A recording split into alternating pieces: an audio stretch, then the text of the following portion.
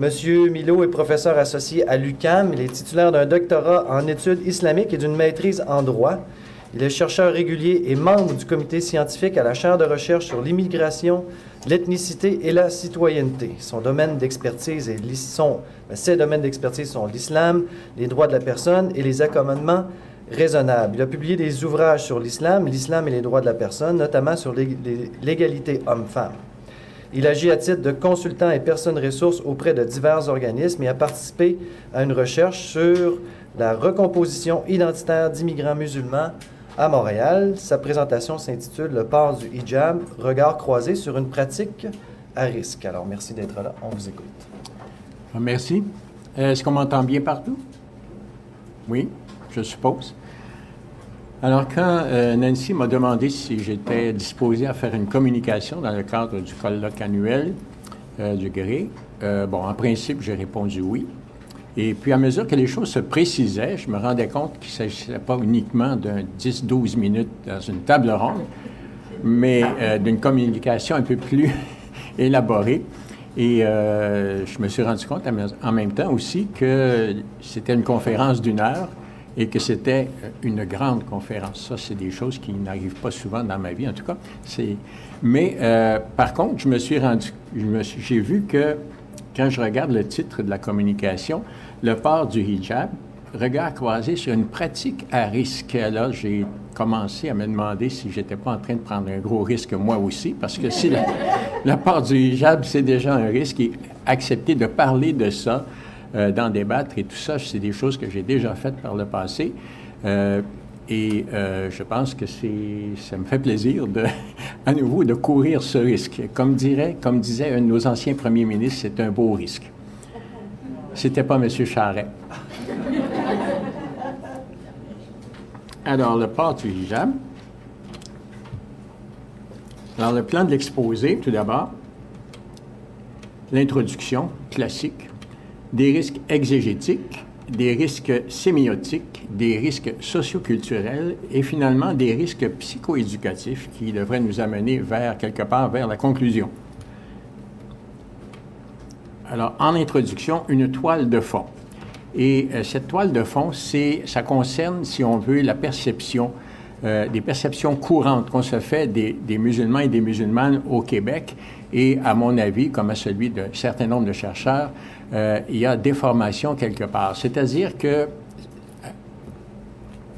avec la meilleure volonté du monde, on est tous exposés au phénomène de la construction.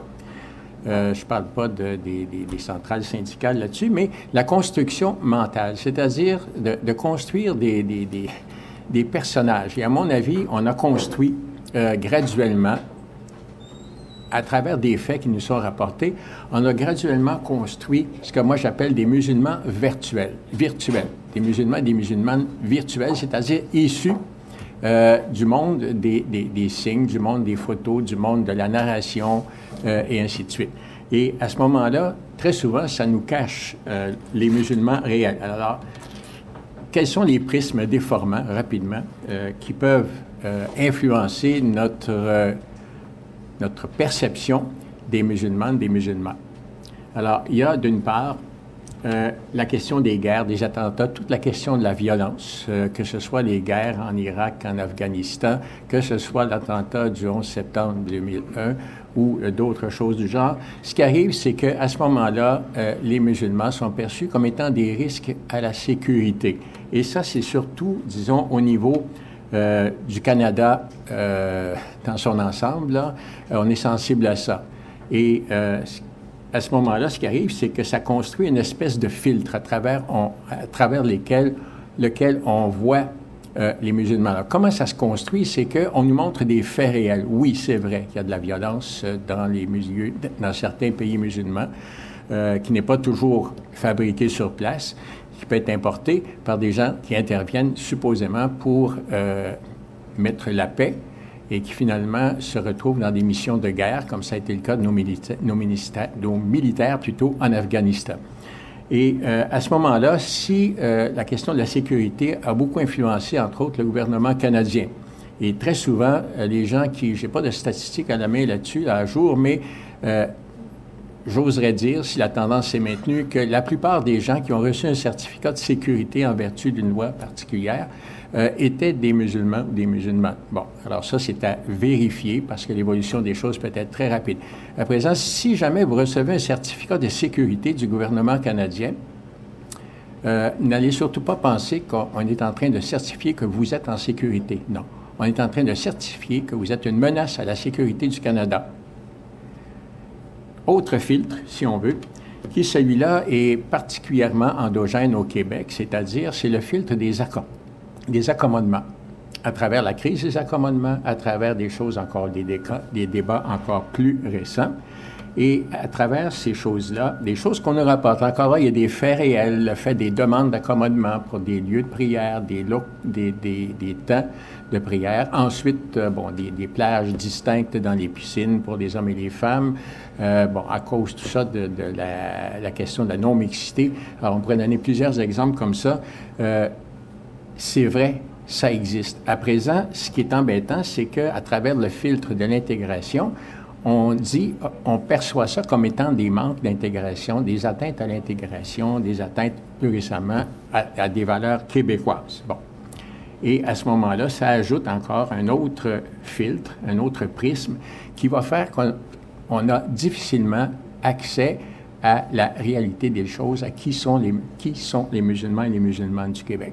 Alors, ce que je propose aujourd'hui comme démarche, c'est-à-dire comme défi qui se présente à nous, c'est de départager ce qui est le réel ou le factuel par rapport au construit, c'est-à-dire ce qu'on imagine, parfois ce qu'on fantasme, à partir de choses réelles, on se fait, on se crée, on se construit. Ça appartient à la créativité humaine, pour le meilleur et pour le pire.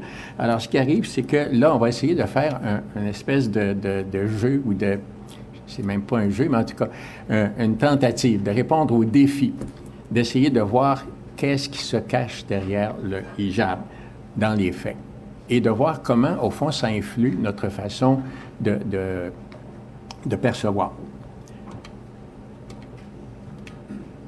Alors, tout d'abord, ici, peut-être quand on parle de hijab, on a des quantités illimitées de formes. Surtout que c'est devenu en bonne partie un objet commercial. Juste tantôt, dans le corridor, ici, il y avait 2 dames en hijab. Il n'y avait pas 2 hijabs pareils, ni même semblables en termes de tenue. Alors, j'ai renoncé à vous présenter un panorama de toutes les formes de hijab. Si ça vous intéresse, vous allez sur Google, vous pitonnez hijab, mode ou quelque chose comme ça, vous allez voir un site fantastique où vous avez 34 modèles de hijab, le hijab iranien, le hijab ci, le hijab ça, et c'est fameux, c'est très, très beau. Si vous voulez voir des choses belles, c'est ça. À présent, ce qu'on a ici, c'est pas tout à fait ça. C'est plus standard. Ça a été pris, je pense, sur un site un peu plus conservateur. Alors, vous avez ici, le khimar et le chadar. Chadar est souvent la même chose. Le même vêtement va changer de nom selon qu'on est en Afghanistan, au Pakistan ou au Bengale ou encore au Moyen-Orient. Vous avez ici Al-Amira et Shaila, c'est des noms locaux que je ne connais pas, mais on voit la tenue.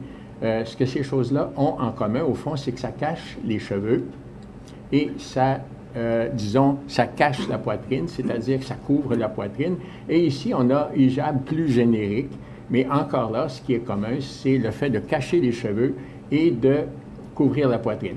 Ici, on a autre chose. C'est le fameux la niqab et la burqa, dont il ne sera pas question ici aujourd'hui, parce que je pense que ce n'est pas du tout du même ordre, du même registre, tout simplement parce qu'il y a une différence au départ.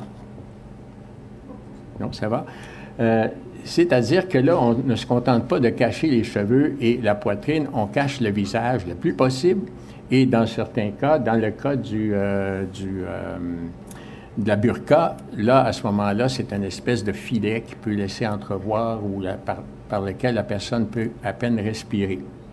Alors ça, on laisse ça de côté et on va y revenir tantôt au passage. Ça relève d'une culture locale et non pas nécessairement d'une injonction, ce qu'on conçoit comme étant une injonction du Coran. Alors l'objectif de la présentation, c'est, comme je le disais tantôt, c'est de déconstruire les discours et les prises de position que font les gens sur le port du hijab Et quand je dis déconstruire, ça ne veut pas dire démolir, faire disparaître. Non, parce que, qu'on le veuille ou non, les stéréotypes qui accompagnent, les perceptions qui accompagnent le hijab sont là pour y rester, heureusement ou malheureusement, selon le point de vue qu'on a.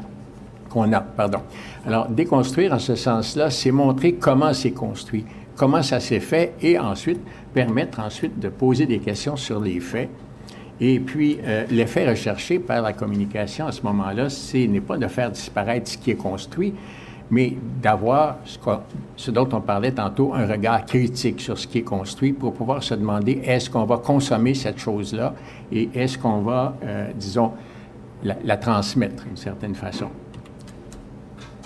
Alors, faut-il consommer ou faire consommer, si on parle d'intervention auprès d'autres personnes, c'est ce produit du construit. Alors, la démarche que je propose, ce n'est pas une synthèse savante, c'est plutôt en mode essai, et ça constitue un prolongement d'un peu, puis une mise à jour en même temps d'une réflexion que je poursuis depuis une trentaine d'années sur la condition des femmes dans l'islam en général, et en particulier sur le hijab, qui est devenu une espèce d'emblème de cette condition-là. Et à ce moment-là, je vais mettre en contribution ce que j'ai pu glaner au fil des ans dans des groupes de recherche comme le GRIMER, le groupe de recherche interdisciplinaire sur Montréal ethno-religieux, dont on reparlera tantôt, qui a produit des choses, et aussi sur la participation à la chaire de recherche sur l'immigration, l'ethnicité et la citoyenneté. En même temps aussi, des activités de publication qui m'ont souvent amené à réfléchir peut-être un peu plus loin, dans des livres, des articles et ainsi de suite. Et en même temps aussi, je pense qu'il est précieux pour moi, c'est la collaboration et les échanges avec des musulmanes dont certaines portent le hijab, d'autres ne le portent pas, à l'occasion d'enseignement. Quand j'enseigne en classe, ça fait plusieurs années que je vois entrer en classe des musulmanes avec le hijab, et en enseignement, et aussi dans des colloques, des tables rondes et ainsi de suite, et dans des entrevues. Alors, c'est un peu là, je parlerai de ma posture en ce sens-là. Alors, si on entre dans le vif du sujet, je parle de risque exégétique. Et la question qu'on nous pose très souvent, est-ce que c'est vrai que le Coran dit ça? Est-ce que c'est dans le Coran? Bon, on a toutes sortes de réponses à ça. Et je pense qu'il faut aller aux sources à ce moment-là. Alors, ce qu'on trouve dans le Coran, le terme hijab, qui est utilisé couramment, se retrouve dans le Coran, mais peut-être pas au sens où on peut penser. C'est-à-dire que, littéralement, hijab signifie cloison, quelque chose qui sépare deux entités, deux choses. Bon. Et à ce moment-là, ça apparaît quelques reprises dans le Coran, mais il faut voir un peu dans quel contexte. Alors, dans un contexte, je dirais, ça apparaît dans un contexte domestique d'abord. Vous allez me dire, qu'est-ce que ça fait là, cette affaire-là? Ça, c'est pas une photo, c'est pas une reproduction, c'est pas le plan d'architecte de la maison du prophète à Médine, c'est une reconstitution à partir de certaines sources que je n'ai pas pu identifier, mais si c'est pas exact, je pense que c'est tout à fait vraisemblable. Alors, dans ce contexte-là, alors ce qu'on a ici, c'est la cour qui est accessible aux Bédouins qui venaient rencontrer le prophète, qui est accessible aux visiteurs. Ici, bon, c'est devenu une partie de la première mosquée. Est-ce qu'il y avait un minbar? Je ne sais pas, c'est partie de l'ameublement actuel. Et là, qu'est-ce qu'on a? Ce sont les cases, les chambres des épouses du prophète. Bon. Alors ça, c'est le contexte domestique. Alors, qu'est-ce que le Coran dit dans ce contexte-là? On dit, quand vous demandez quelque chose, quelque objet aux épouses du prophète, faites-le derrière un hijab. Cela est plus pur pour vos cœurs et pour leur cœur. Alors, hijab a été traduit par Masson dans la traduction de la Pléiade, par voile.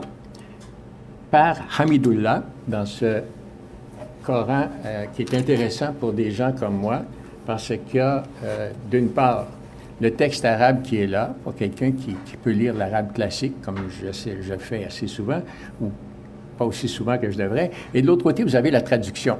Alors, à ce moment-là, ça permet, en même temps, si on n'a pas appris le Coran par cœur, ce qui est mon cas, de faire des corrélations et de voir un petit peu, puis de comparer les traductions. Alors, pour Hamidullah, c'est un rideau. Pour Berck, qui est une traduction plus récente et plus fouillée, et bon, à toutes sortes de choses, lui parle de portière. Alors, je pense qu'au fond, si on se met dans ce contexte-là, ça pouvait être comme des portières ou, comme au Bengale ou en Inde ou ailleurs, une espèce de rideau, mais qu'on met dans une porte, de façon à dérober au regard. Alors, ça, c'est le contexte domestique. Ce qui est assez intéressant, c'est que le terme hijab apparaît aussi dans un contexte, je dirais, mystique, théologique.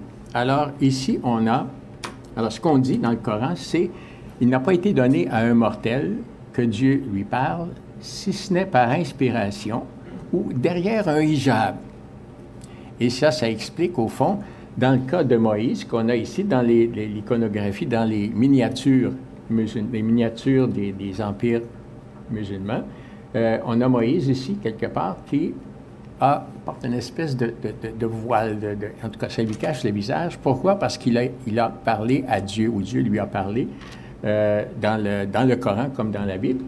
Et on a ici le prophète Mohammed représenté dans son Mi'raj, c'est-à-dire c'est une espèce d'expérience, qu'on peut traduire ça comme une expérience mystique. Dans le récit, c'est qu'il a été amené à bas sur une monture, le Bourak, à partir de Jérusalem, la cité sainte, jusqu'au ciel où il a rencontré des prophètes. Bon, alors, on l'a voilé lui aussi parce qu'il a reçu des messages d'Allah par inspiration, mais en même temps aussi, il a eu cette expérience d'aller près de Dieu, près d'Allah, avec d'autres prophètes. Alors, à ce moment-là, on parle d'hijab comme voile. Le problème qu'on a là-dessus, c'est que les gens qui ont fait ces miniatures-là, ils les ont faites quelque part au 12e, 13e, 14e, 15e, 16e siècle, à partir du moment où le terme hijab avait déjà pris une connotation autre. Alors, ils ont mis dans l'iconographie ce qui était la conception courante. Donc, on ne peut pas se fier tellement là-dessus pour savoir ce qu'est un hijab. Le terme, par contre, le terme djilbab, c'est un vêtement féminin ample et long. Alors, ça apparaît dans des consignes qui sont données aux femmes du prophète et aux croyantes, qui sont quand même assez précises. On a deux passages en particulier qui habituellement retiennent l'attention à ce niveau-là. Le premier dit au prophète, « Dis à tes épouses, à tes filles et aux femmes des croyants de se couvrir de leur jalabib. » Ça, c'est le pluriel de djilbab. C'est pour elles le meilleur moyen de se faire connaître et de ne pas être offensées. Alors, c'est quand même quelque chose qui est assez précis, comme, c'est-à-dire, si on sait ce que c'est que le djilbab, mais les femmes du prophète, elles, devaient le savoir. Alors, qu'est-ce qu'elles faisaient? Qu'est-ce qu'elles avaient? Ça, on ne sait pas trop. Alors, encore là, maçon traduit par voile, Hamidullah par grand voile, parce que là, on se rend compte que juste un petit voile, c'est pas nécessairement, ça suffit pas. Et Berck, lui, va traduire par manche, qui se défend très bien. On a aussi le terme khimar, pluriel khumur. Ça, c'est littéralement ce qui dérobe au regard. Ça, c'est un voile, ça peut être un voile. Alors, ça apparaît là aussi, dans l'autre passage, qui donne des consignes aux croyants. Cette fois-là, dit aux croyantes de baisser leur regard, d'être chastes, de ne montrer que l'extérieur de leurs atours, de rabattre leur khumur sur leur poitrine. Alors là, on a quand même des choses qui peuvent motiver, qui peuvent expliquer ce que font des musulmans. Alors là-dessus, bon, on traduit par voile, maçon Hamidullah, et fichu par Berck. Ce qui est intéressant parce que le fichu, la dame qu'on voyait tantôt, là, le fichu, c'est pas un voile, c'est pas un hijab en ce sens-là, c'est tout simplement une espèce de foulard. De là, le terme courant de foulard, parce que ça peut se réduire à un foulard qui ne cache pas les cheveux à ce moment-là. Alors, pour ce passage-là, ce qui est intéressant de noter au passage, c'est des dimensions contextuelles qui peuvent être significatives. C'est-à-dire que un ou deux versets auparavant dit aux croyants, non pas aux croyantes, dit aux croyants de baisser leur regard, d'être chastes. Ce sera plus pur pour eux. Donc, on s'adresse aux hommes. Et ensuite, on dit aussi, de façon générale, n'entrez pas dans des maisons qui ne sont pas vos maisons sans demander la permission et sans saluer ses habitants. Alors ça vient toute une série de choses comme ça, une après l'autre. Alors, ce qu'on peut penser de ça, ce que je pense, mais en tout cas, c'est que c'est d'abord une question de bienséance, de civilité, notamment de pudeur qui incombe à la fois aux hommes et aux femmes. Bon, c'est ce que moi je lis, je prends comme lecture. sauf que je ne suis pas seul à lire. Alors, il y a des risques parce qu'on peut lire aussi autrement. Alors, des risques exégétiques, c'est de dire qu'il n'y a rien là-dessus dans le Coran. Encore récemment, j'ai entendu ça de la bouche d'un musulman ou d'une musulmane. Il n'y a rien là-dessus dans le Coran. Bon. Alors, projeter sur des termes, et quand quelqu'un n'est pas musulman, bien évidemment, c'est sûr, s'il ne sait pas ce que c'est le Coran, il peut facilement dire qu'il n'y a rien dans le Coran. Alors, le danger aussi, au plan tout simplement exégétique, c'est de projeter sur des termes utilisés par le Coran au 7e siècle, c'est-à-dire en langage classique, de l'arabe classique, parce que le Coran a servi d'archétype à ce qu'on appelle l'arabe classique, c'est de projeter sur ces termes-là une signification qui est la signification plus moderne, plus actuelle, et qui va à ce moment-là véhiculer un certain nombre de choses, et très souvent, qui va servir à légitimer une forme de hijab plutôt qu'une autre. Et parfois aussi, on voit même l'idée que le hijab comme signe identitaire a ses racines dans le Coran. Alors, le meilleur moyen, ce qu'on a vu tantôt, de se faire connaître et de ne pas être offensé. Se faire connaître, ça veut dire quoi? Moi, je ne sais pas vraiment ce que c'est. Il faudrait faire toute une étude, je ne sais pas si ça a été fait, sur le terme « se faire connaître ». Ça apparaît dans d'autres versets du Coran. Et connaître, qu'est-ce que ça veut dire? Quels sont les termes arabes qu'on utilise pour ça? Mais c'est sûr que c'est pas de dire qu'il faut avoir une photo de passeport, il faut que vous soyez connu, là. C'est pas exactement ça. Alors, moi, ce que je retiens, ce que le Coran demande, ce n'est pas de créer un vêtement spécial pour, disons, pour des fins de l'islam, pour dire que c'est vraiment la marque de l'islam. C'est tout simplement de porter un vêtement qui était là, de le porter d'une façon qui favorise la pudeur et ça évite d'attirer le regard des étrangers.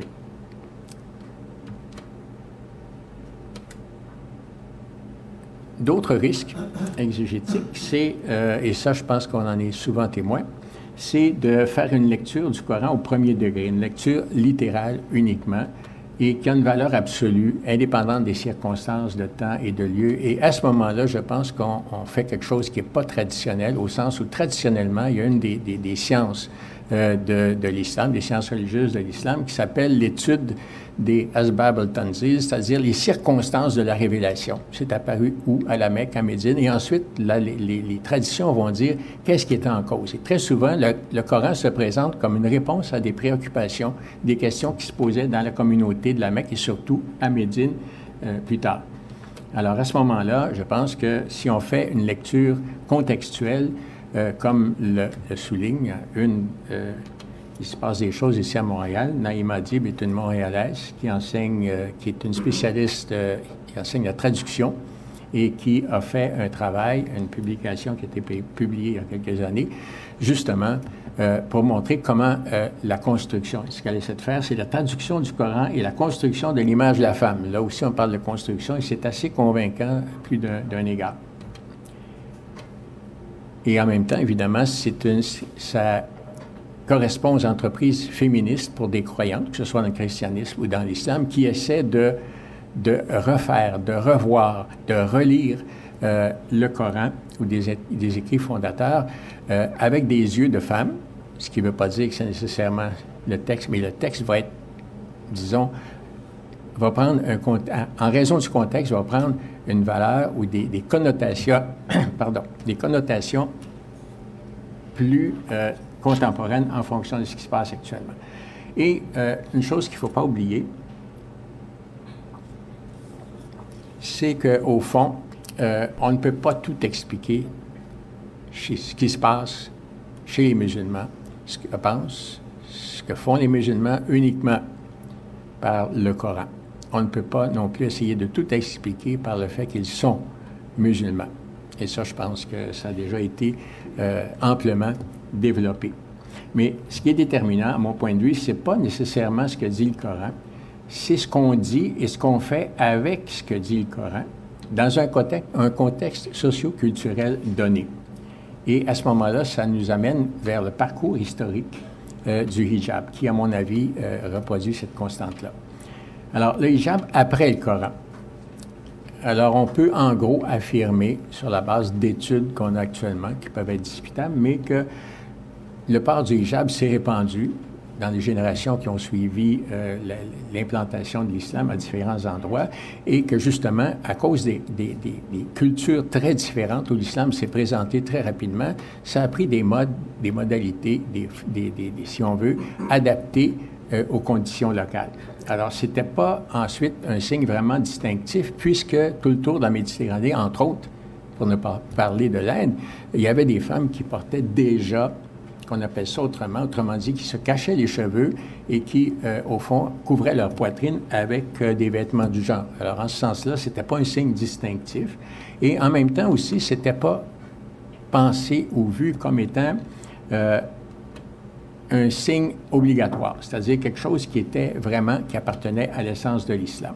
Et là-dessus, si on va, disons, la première source de normativité dans l'islam, c'est le Coran, comme on vient de voir, mais le Coran a été lu, interprété sur la base des traditions du prophète, à savoir ce que le prophète a dit et ce qu'il a fait comme étant une norme, c'est-à-dire un exemple à suivre. Alors, à ce moment-là, si on regarde du côté de la compilation de ces écrits-là et de ce que les docteurs en ont dit en formant la loi islamique, la charia, on s'aperçoit que le port du hijab n'est pas une obligation stricte, mandoub, comme le sont, par exemple, l'observation des 5 piliers de l'islam.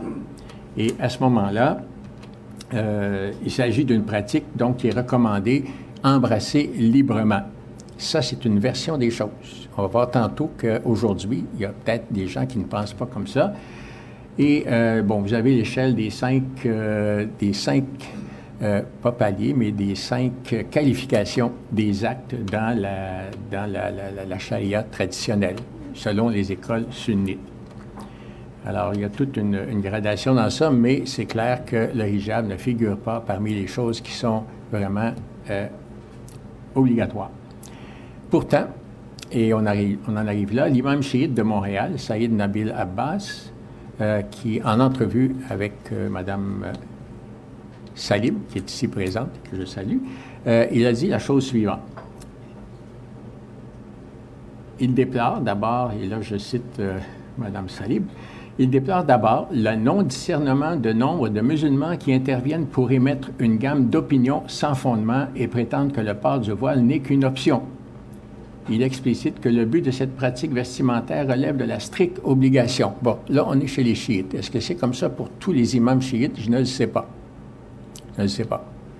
Mais c'est sûr qu'à ce moment-là, il fait une lecture du Coran qui n'est pas nécessairement celle des docteurs sunnites. Et aujourd'hui, vous avez des imams qui font une lecture qui ne sont pas des lectures traditionnelles et qui vont du côté premier niveau littéral. Alors, il y a des dissensions exégétiques chez les musulmans et évidemment, il ne faudrait pas demander à quelqu'un de l'extérieur comme moi de trancher ça. Et c'est souvent ce qu'on nous met en demeure de faire à certains moments quand on dit « vous n'avez pas la bonne expression, la bonne compréhension parce que vous n'êtes pas musulman ». Ça, on s'habitue à se faire dire ça, mais c'est pas, ça n'empêche pas de continuer à penser.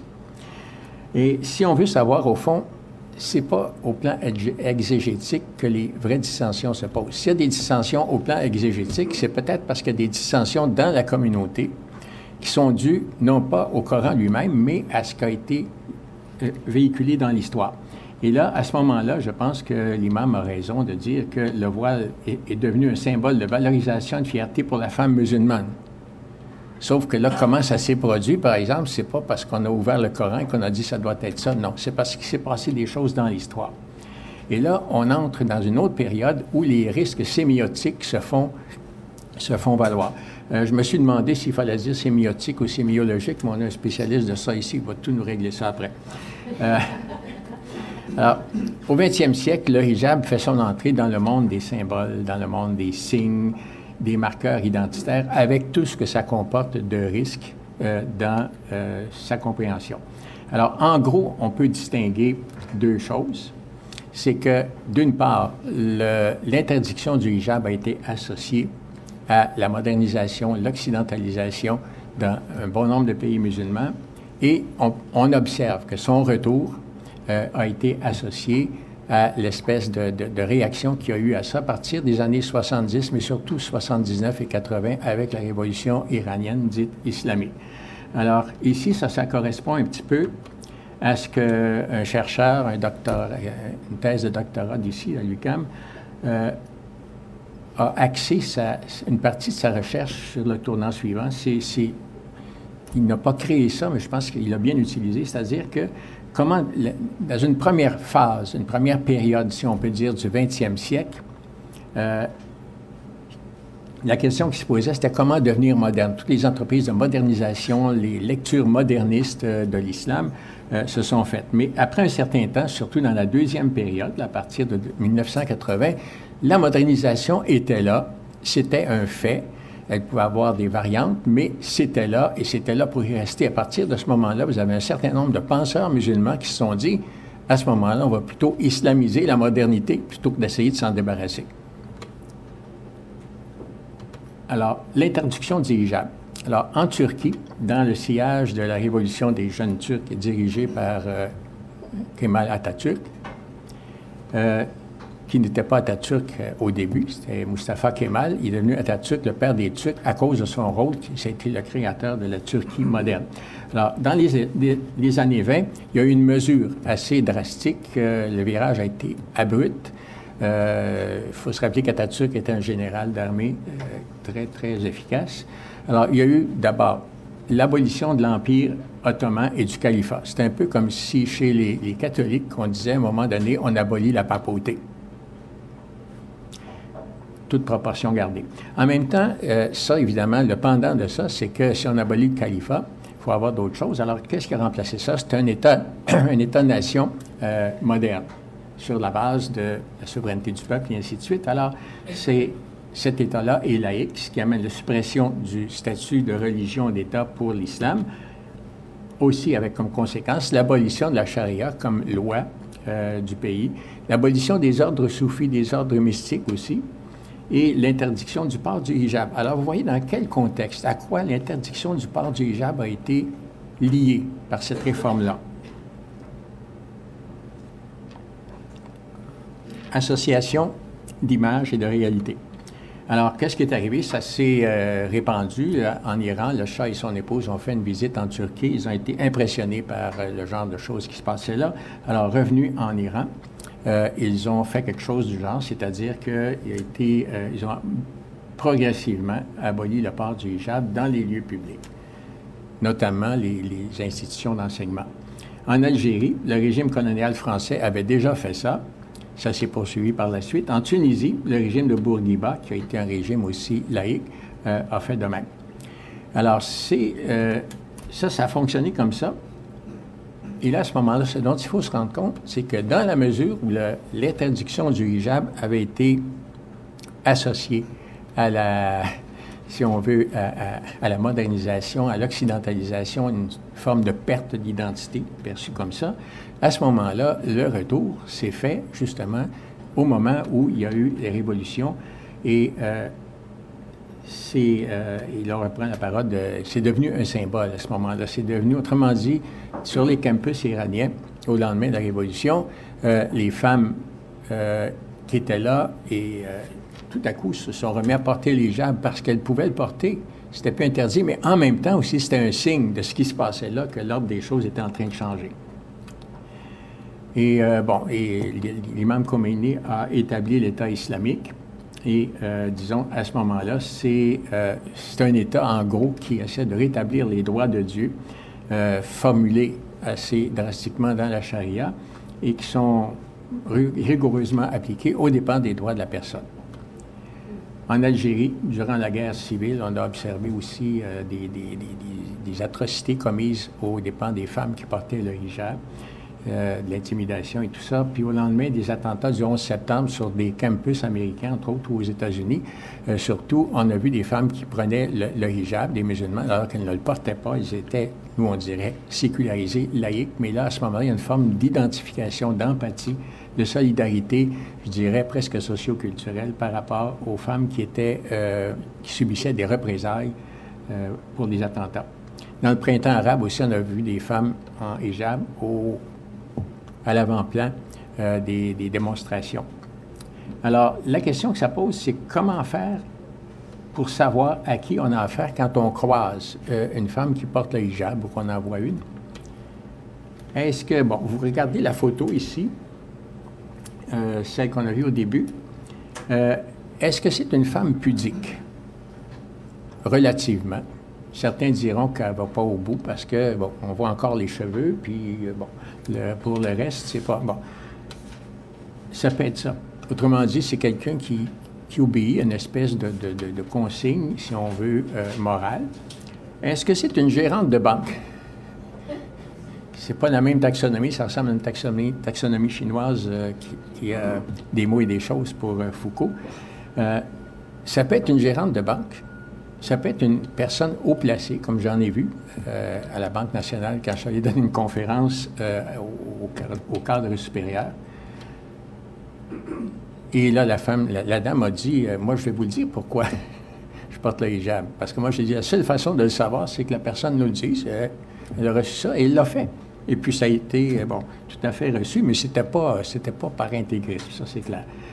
Est-ce que c'est une battante? Une battante, à ce moment-là, ça peut être quelqu'un comme, oui, ça peut être comme quelqu'un comme Najat Bougaba, qui était une des femmes qui sont allées à Hérouville, rencontrer les gens d'Hérouville, et qui se prive pas d'intervenir dans des débats et tout ça pour donner son point de vue et qui, en référence, si on veut, à des valeurs citoyennes. Est-ce que c'est une gardienne de but? Oui, ça peut être une gardienne de but au hockey. Il y en a une, je n'ai pas son nom ici, mais oui, elle a été publicisée, ça a été bon. Est-ce que c'est une intégriste? Là, on entre dans une zone dangereuse. Est-ce que le seul fait de porter quelque chose qui ressemble à un hijab, ça fait d'une femme une intégriste? Je ne penserais pas. Est-ce que c'est une islamiste? Là si on entre en plein danger, c'est encore pire qu'être une intégriste, parce qu'islamiste, c'est relié à un aspect politique. Alors, ça pourrait être ça, ça existe, il y en a, mais sur quoi je vais me fonder pour dire ça? Sinon, du fait que je dirais, porter le hijab, c'est être intégriste, c'est être islamiste, mais bon. Encore là, c'est des associations déconstruites. Est-ce que c'est une candidate du NPD à une élection fédérale? Pas elle, mais oui, ça s'est vu, Mme Samira Lawini, dont on va reparler tantôt. Est-ce que c'est une enseignante? Il y en a qui se préparent actuellement, à l'UQAM, entre autres, à faire de l'enseignement. Il y en a qui sont déjà là. Ça peut être une enseignante. Est-ce que c'est une féministe? Est-ce qu'une musulmane peut être féministe? Oui, il y en a. Il y en a à Montréal, il y en a au Maroc, Mme Asma Lamrabet qui a fondé un institut de recherche. Et bon, il y en a. À présent, qu'est-ce que ça veut dire être féministe et musulmane? Pour l'instant, je m'aperçois que le temps court. On pourra y revenir tantôt si on en a le temps à la période. Est-ce que c'est une travailleuse sociale? Il y en a. Oui, ça peut être une travailleuse sociale. Est-ce que c'est une femme soumise? Ça, vous allez me dire, essentiellement, oui. Pourquoi? Il y en a qui sont soumises, il y en a qui portent le hijab parce qu'elles sont contraintes de le faire, mais il y en a qui font ça, qui n'ont pas de mari, qui n'ont pas de famille, qui sont indépendantes économiquement et qui décident de porter le hijab. Finalement, est-ce que c'est une carte de mode, comme on en voit parfois? Genre maquillage, tout à fait... hijab aux belles couleurs avec toutes sortes de motifs voyants et ainsi de suite. Chandail moulant, jeans serrés, bottes de cuir, je ne sais pas trop, là. C'est être à la mode à présent. On en voit. Ça existe. Mais est-ce que ça veut dire que c'est vraiment... Autrement dit, ce qui ressort à travers ça, c'est que c'est pas facile de savoir à qui on a affaire. Alors, cette dame, justement, sur laquelle on s'acharne depuis tantôt, en essayant de trouver son identité. Où est-ce qu'elle apparaît? Dans l'agenda UQAM 2000-2001. C'est une pub de la Place des Jardins. J'ai montré ça à plusieurs collègues, à des gens que je voyais. Est-ce que cette femme-là, elle porte le hijab? Est-ce que c'est une musulmane? La réponse n'est pas encore connue. Les risques que ça comporte. Alors, tout d'abord, le déni du caractère polysémique du hijab. Penser et faire comme si le hijab ne pouvait signifier qu'une seule chose, c'est-à-dire le symbole de l'inégalité entre hommes et femmes, le symbole de la soumission de la femme, et ainsi de suite. Et à ce moment-là, on parle d'assignation identitaire, d'assignation unilatérale d'une signification exclusive, et selon la définition qu'en donne Rachel Antonius. Alors, le déni aussi du caractère...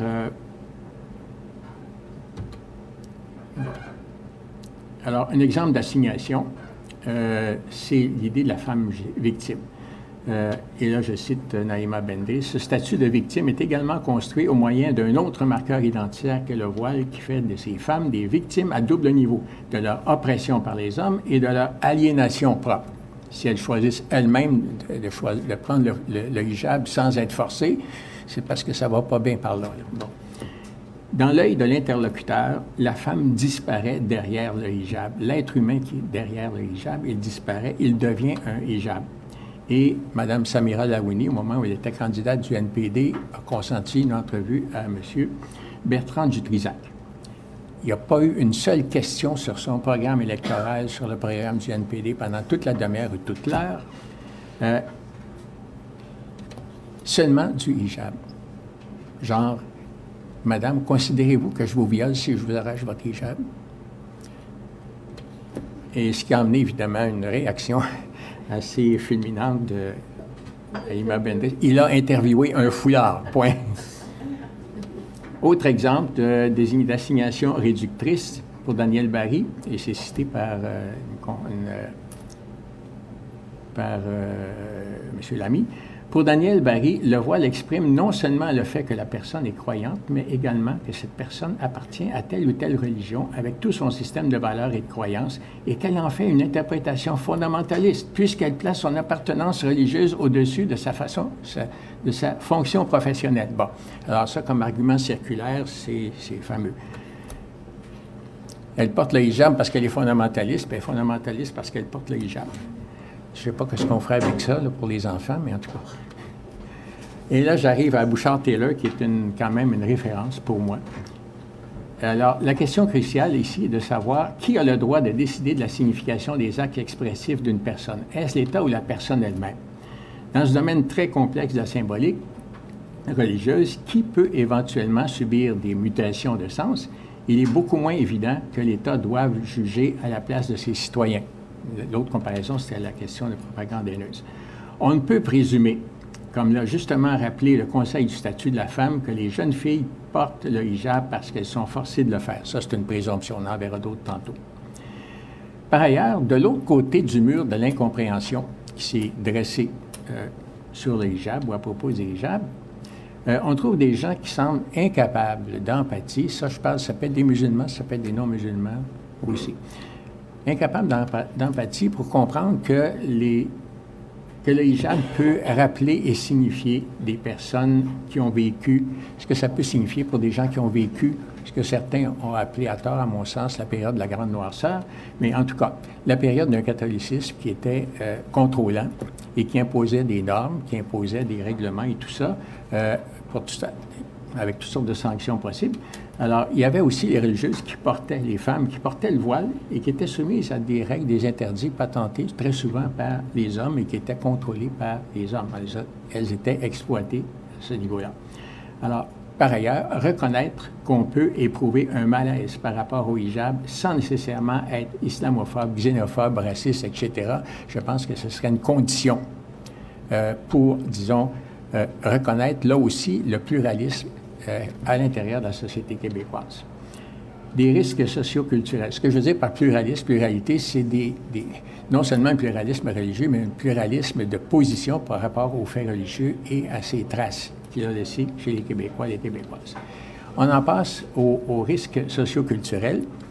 Alors, d'abord pour la femme voilée, vous devinez qu'après tout ce qu'on vient de dire, c'est que on se pose la question, est-ce que c'est un obstacle à l'intégration? Et là, notre imam Nabil Abbas va un peu loin, je pense, en tout cas. Et vous pouvez lire la citation comme je la vois, il considère que ce n'est pas un obstacle à l'intégration, que c'est à tort qu'on pense que ça va, bon. Et le voile ne se dresse jamais comme un obstacle à l'intégration au sein du marché du travail au Québec.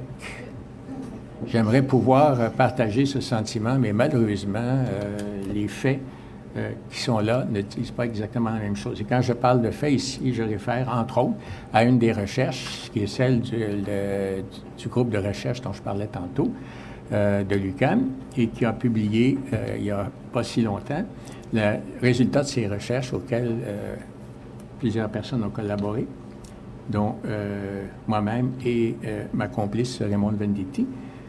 Alors, la réalité vécue par les femmes au Québec n'est pas celle-là. Les difficultés et les défis d'adaptation qu'occasionnent les pratiques religieuses qu'on avait passées en revue, ça cède indéniablement l'avant-scène à l'impact que suscite le port du hijab.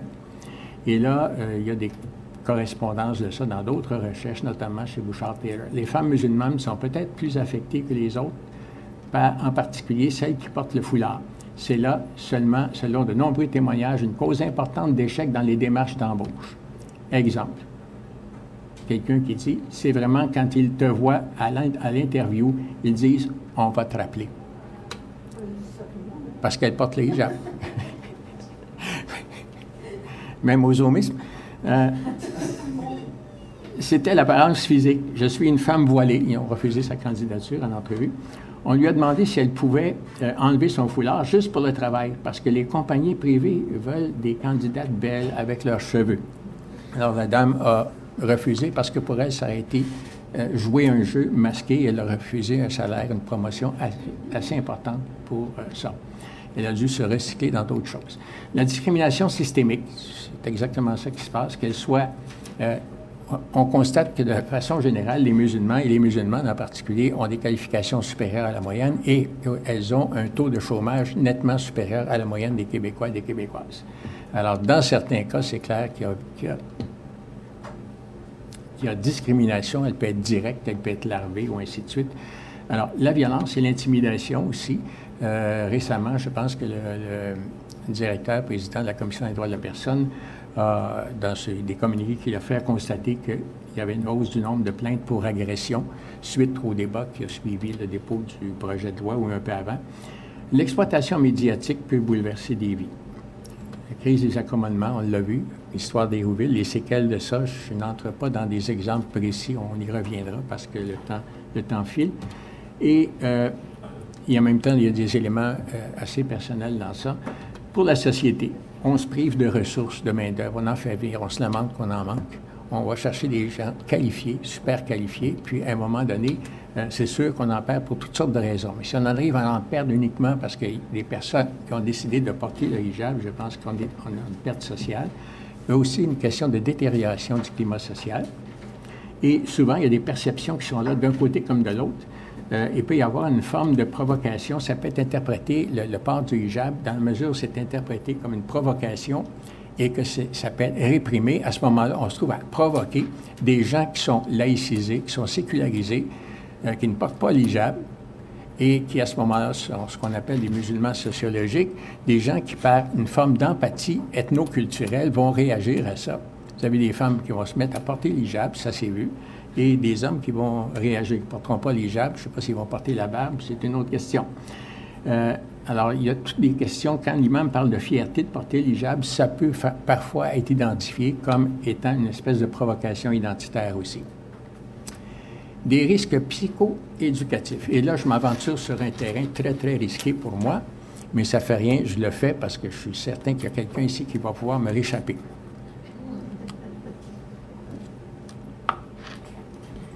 Alors, moi, la question que je pose, c'est comment le personnel scolaire peut-il en arriver à fonder son action? Et ça fait suite à une conférence, une table ronde à laquelle j'avais participé il y a quelques années pour les cadres universitaires.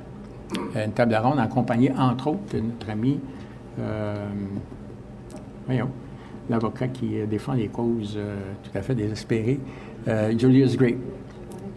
Alors, la question que j'essaie de mettre sur la table, c'est comment, et qui s'applique, je pense, aussi au personnel scolaire, que ce soit les gestionnaires ou encore les enseignants. Comment le personnel scolaire peut-il en arriver à fonder son action, non pas sur une posture personnelle hégémonique par rapport aux signes religieux, mais sur une prise en compte des besoins des élèves en matière d'apprentissage de la diversité dans une société pluraliste, sécularisée et un État laïque.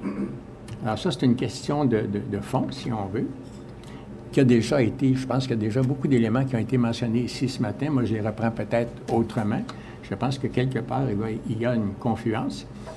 Alors, c'est toute la question de distinguer la posture professionnelle de la posture personnelle, de ne pas confondre l'un et l'autre, sans être nécessairement schizophrène. Alors, comme bon nombre de personnes, l'intervenant en milieu scolaire, il peut être convaincu que la religion, c'est une affaire privée, qui est purement personnelle et qu'elle ne doit pas s'exprimer en dehors du domicile et des lieux de culte. Il peut vivement souhaiter que le Québec se définisse officiellement au plus tôt comme un État laïque, à l'instar de la France républicaine. Il peut souhaiter aussi que le gouvernement québécois légifère pour endiguer ce que certains considèrent comme l'envahissement des pratiques et des signes religieux dans l'espace public, qu'on croyait pourtant à l'abri de ces choses-là avec la Révolution tranquille. L'intervenant est libre de tenir cette opinion à titre personnel. Ça, c'est clair. Mais ça fait partie de la liberté de conscience. Mais quand arrive le moment de prendre une décision concernant, par exemple, une demande d'accommodement raisonnable, en milieu scolaire comme ailleurs, en matière de religion, il ne peut pas faire comme si ses souhaits étaient des réalités acquises et sociopolitiquement reconnues. On ne peut pas dire légalement reconnues. Il ne peut substituer ses opinions personnelles aux résultats éventuels d'un débat démocratique qui est toujours en cours. Ce débat-là aurait pour but d'atteindre un consensus de société sur la place que l'on entend reconnaître aux faits religieux dans l'espace public. Il doit fonder, cet intervenant, son intervention sur la mission éducative de l'école, entre autres, et ça, vous êtes mieux placé que moi pour en parler. Il doit se centrer sur les besoins de l'élève. Et les besoins de l'élève, là, il faut faire attention pour ne pas projeter, nous comme adultes, pour ne pas projeter sur des enfants nos façons de voir, nos façons de comprendre. Et disons, peut-être que dans le cas de Mathieu, ça pourrait être moins embêtant, mais dans le cas de gens de mon âge, une génération avant, une génération après, si on projette sur les enfants peut-être les traumatismes, les blessures ou les cicatrices qu'on a par rapport à certaines formes de religiosité au Québec, à ce moment-là, je ne suis pas sûr que c'est correct au sens où on est à côté de la cible. Alors ça, je pense que beaucoup de gens font ça dans les interventions publiques sans s'en rendre compte. Et ça, quand je dis ça peut être positif ou négatif, ça peut être aussi le cas d'un enseignant qui est mordu, qui est catho à mort, il y en a encore, et qui, à ce moment-là, va dire ils ont besoin de ça, il peut être catho, il peut être aussi évangéliste. Les enfants ont besoin de ça, il faut leur donner, bon. Alors, ça peut être ça aussi. Ça vaut autant pour des perceptions négatives que pour des perceptions positives que pour des perceptions négatives. L'enseignante voilée maintenant. Alors, il y a un dilemme qui est là.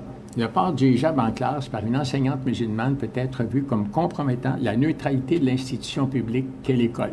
Mais empêcher cette enseignante de porter son foulard constitue une atteinte à sa liberté de religion. Comment concilier l'apparence de neutralité dont doivent faire preuve les institutions publiques et le respect de la liberté de religion? Telle est la question posée par Bouchard-Taylor. Ensuite, on parle d'une présomption. Ça, c'est des questions qui restent là. Pourquoi penser que la personne qui porte un signe religieux serait moins susceptible de faire preuve d'impartialité, de professionnalisme et de loyauté envers l'institution que la personne qui n'en porte pas?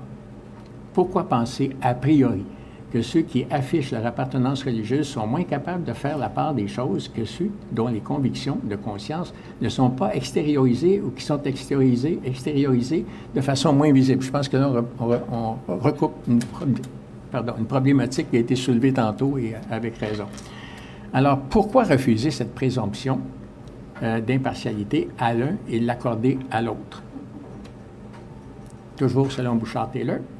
Un problème psychopédagogique, et là, c'est une commande qui est lancée, une interpellation. Et toujours chez Bouchard-Taylor, il y a un argument sérieux qui est avancé. Le jeune élève de premier cycle du primaire n'a pas encore développé l'autonomie nécessaire pour comprendre qu'il n'a pas à faire sienne la religion de son enseignante, laquelle est en position d'autorité. Ça, je pense que c'est très sérieux. Cet argument mériterait qu'on l'étudie sous l'éclairage de la recherche psychopédagogique. Alors là, s'il y a des gens qui veulent se lancer dans ça, je pense que ce sera bienvenu. Peut-être qu'il existe déjà des choses que Bouchard-Taylor ne connaissait pas. En contrepartie, les jeunes qui sont exposés dès le bas âge à la diversité qu'ils rencontreront à l'extérieur de l'école pourront démystifier plus facilement les différences et seront conséquemment moins prompts à les appréhender sous le mode de menace. Autrement dit, est-ce que les enfants doivent être éduqués en serre chaude? Peut-être par certains côtés, mais est-ce qu'il faut complètement dresser une barrière avec la vraie vie à laquelle ils auront à faire face? Alors, l'élève voilé, 2 mots là-dessus. Alors, lui interdire le port du hijab à l'école, ce serait la priver de son droit à l'éducation, puis la priver aussi d'un moyen d'intégration fondamental qui est la fréquentation de l'école publique. Alors ça, depuis 1995, depuis communiqué, c'est-à-dire une prise de position de la Commission des droits de la personne sous la plume de Pierre Bosset, qui est un collègue maintenant ici à l'UQAM, ça, c'est devenu assez clair sur la base de la jurisprudence. Bosset a simplement fait interpréter la loi canadienne, les lois canadiennes, disons, sous le rapport de la jurisprudence. Et une chose qu'on ne soulève pas très, très souvent, mais qui se pose dans les faits, c'est l'étendue du devoir de vigilance de la part des autorités dans une école, que ce soit les enseignants ou d'autres personnes, par rapport à la question des crimes de violence. C'est-à-dire des crimes de violence, des crimes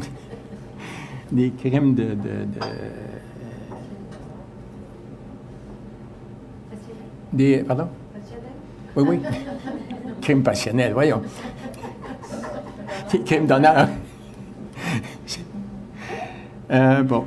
Alors, comment faire ça sans tomber par ailleurs dans le profilage culturel, raciste et tout ça? C'était un immense problème. Et là-dessus, je peux tout simplement vous référer à la lumière d'une conférence qui a été prononcée récemment par Yolande Jeddah ici à l'UQAM et qui a fait réfléchir beaucoup de gens. La salle était contre. Et il y a eu des points de vue assez intéressants d'émis et une prise de conscience de ça, de jeunes femmes ou des femmes qui sont liquidées et qui, en raison de choses qu'on aurait pu prévoir, des signalements qui auraient pu être faits, par exemple dans le cas des 4 femmes qui ont été tuées, et d'autres cas aussi où, parmi elles, il y avait des jeunes qui fréquentaient l'école, il y a eu déjà des premiers signaux d'alarme qui ont été présentés en termes de direction, travailleuse sociale et tout ça. Il y a eu des choses de fait, des démarches, mais dans ce domaine-là, on est très prudent, on fait bien. Mais le problème, c'est de savoir jusqu'où on peut aller, justement, sans tomber dans un profilage, sans violer les droits des enfants et les droits des parents. Alors, c'est un immense problème auquel on est en train de réfléchir et qui, je pense, va impliquer une posture encore là. Si on présume qu'un enfant ou une jeune fille qui porte le hijab, c'est parce qu'elle est violentée, c'est parce qu'elle subit la contrainte, là, à ce moment-là, c'est évident qu'on va sonner la sonnette plus vite. Alors, dans ce cas-là, je pense qu'il y a des repères qui peuvent être donnés, là, qui est peut-être mieux de faire une mise en commun de ça. En conclusion, ce qu'on peut dire, la thématique, si on veut, du colloque, on s'en rend compte, qui est très actuel. Alors, la religion à l'école, dans un État laïque et une société sécularisée comme le Québec, ça ne va pas de soi, c'est discutable et c'est discuté. L'éducation au vivre ensemble dans une société qui a connu une mutation très rapide vers la diversité ethnoculturelle et religieuse, c'est un défi.